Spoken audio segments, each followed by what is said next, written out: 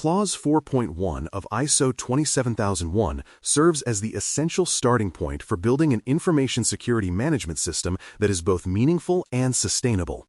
It requires an organization to determine its internal and external context, to understand the environment in which it operates and how that environment shapes information security priorities.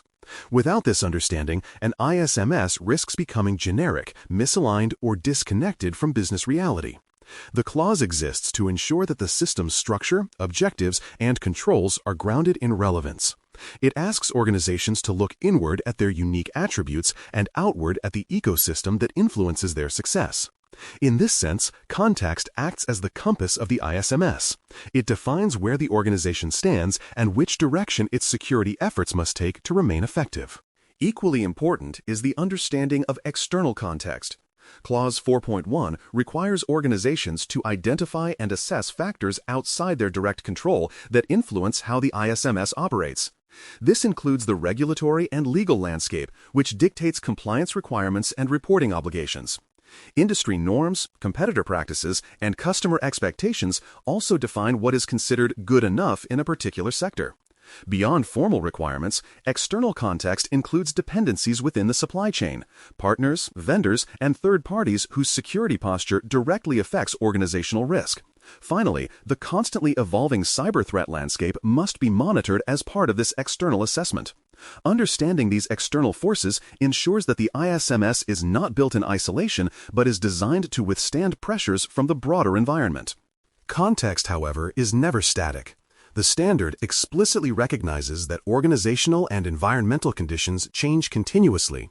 Mergers, acquisitions, or market expansion may shift priorities overnight. New laws, emerging technologies, and industry disruptions can create risks that did not exist during the last review cycle.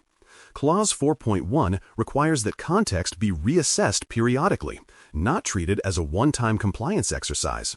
This dynamic nature makes the ISMS adaptable. It learns and evolves with the organization. Keeping context current ensures that risk assessments, control designs, and policies remain valid and defensible, even as circumstances shift. In practice, this means embedding periodic context reviews into management routines, such as annual strategy sessions or quarterly governance meetings. The role of context extends directly into the definition of the ISMS scope, which is established in the following clause. By thoroughly analyzing both internal and external factors, organizations can set realistic and relevant boundaries for their management systems. Context determines which assets, locations, and business processes fall within scope and which can reasonably be excluded. It ensures that the ISMS reflects operational realities rather than theoretical ideals. A well-documented context analysis also makes audit evidence more credible. Auditors can trace scope decisions back to concrete observations about the organization's environment. When context and scope are tightly aligned, the ISMS becomes both defensible and effective, focused on protecting what truly matters. Clause 4.2 complements this contextual understanding by introducing a second foundational concept, the identification of interested parties. Whereas Clause 4.1 looks at environmental factors, Clause 4.2 focuses on people and organizations that have a stake in the success or failure of the ISMS. These stakeholders influence how security is managed, perceived, and evaluated. Understanding their expectations ensures that the ISMS is not just technically sound, but also socially and commercially viable. By requiring organizations to identify interested parties, ISO 27001 ensures that the management system addresses all relevant expectations, from compliance obligations to customer trust, within its design and operation. Interested parties come in many forms, both external and internal. Regulators and oversight bodies represent one category, setting legal and regulatory expectations that must be met.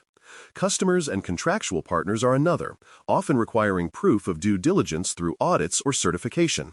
Internally, employees, management teams, and IT departments are crucial stakeholders.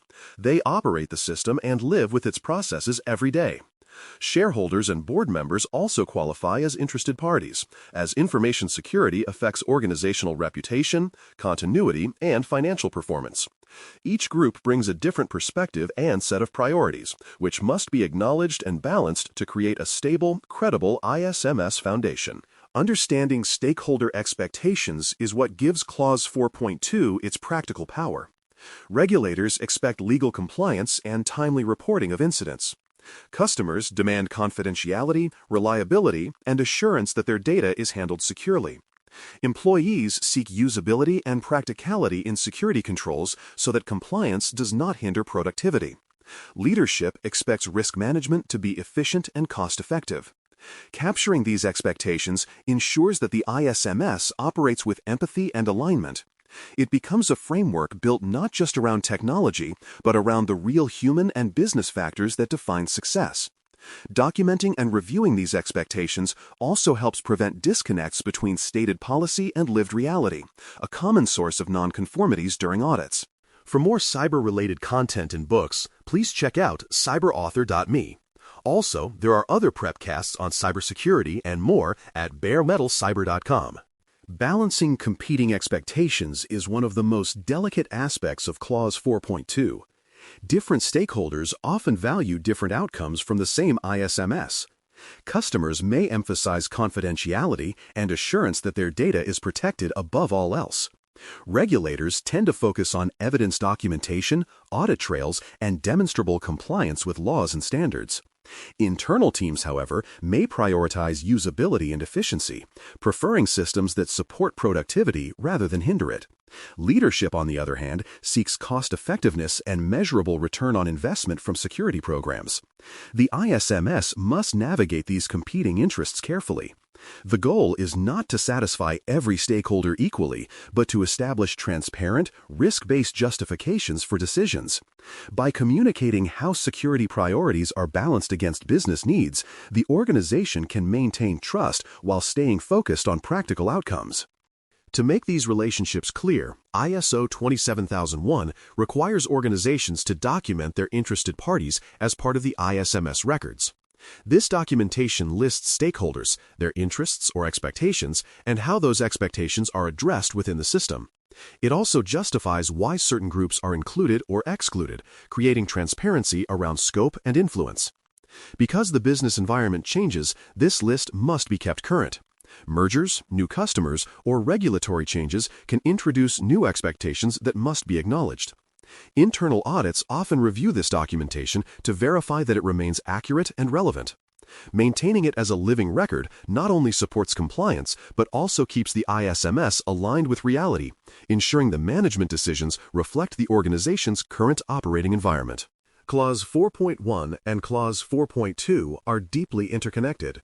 The analysis of context provides the foundation for identifying stakeholders, while stakeholder analysis, in turn, validates and enriches the understanding of context. For example, identifying a new regulatory body as an interested party may reveal changes in the external environment that affect compliance obligations. Similarly, internal shifts, such as adopting a new technology platform, might create new dependencies that alter both context and stakeholder expectations. Together, these clauses establish the groundwork for Clause 4.3, which defines the ISMS scope. Without a thorough understanding of context and interested parties, scope definitions risk being incomplete or misaligned. This interplay ensures that the ISMS is rooted in both environmental awareness and stakeholder accountability. From an auditor's perspective, Clauses 4.1 and 4.2 are often viewed as the entry point of the ISMS. They reveal whether an organization truly understands itself and its ecosystem. Auditors look for a documented process that explains how internal and external contexts are determined and reviewed over time.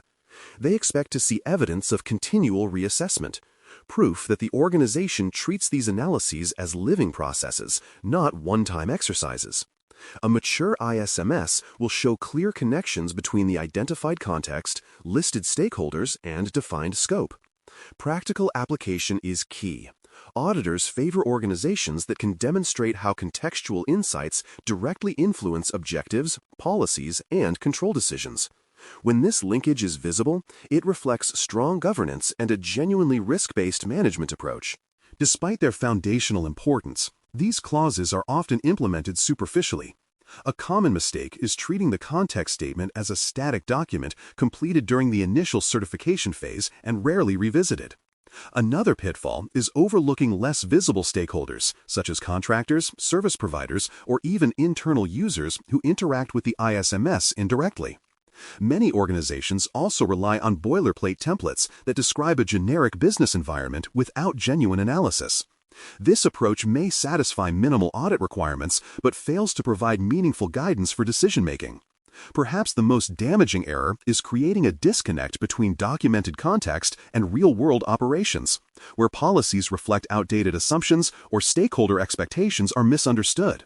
These missteps can lead to gaps in compliance, ineffective controls, and reduced credibility during audits. To avoid these pitfalls, organizations can adopt practical methods for gathering and maintaining contextual insight.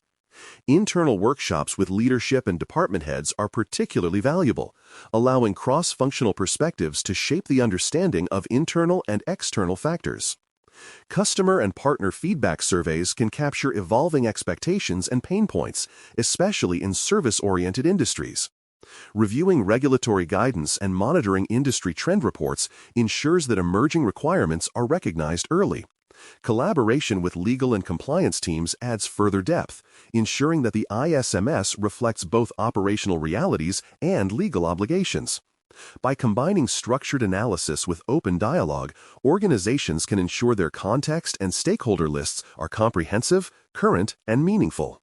Understanding context and stakeholder expectations directly benefits risk management. When an organization knows the forces shaping its environment and the people it must satisfy, it can identify risks more precisely. This clarity allows for better prioritization of controls, optimized use of resources, and stronger justification for investment decisions. Risk treatment plans become more focused and defensible, as each mitigation aligns with specific external demands or internal goals. Moreover, awareness of contextual factors enhances resilience. When sudden events occur, whether regulatory changes, supplier failures, or new attack vectors, the organization can respond more effectively because it understands how these shifts interact with its established environment.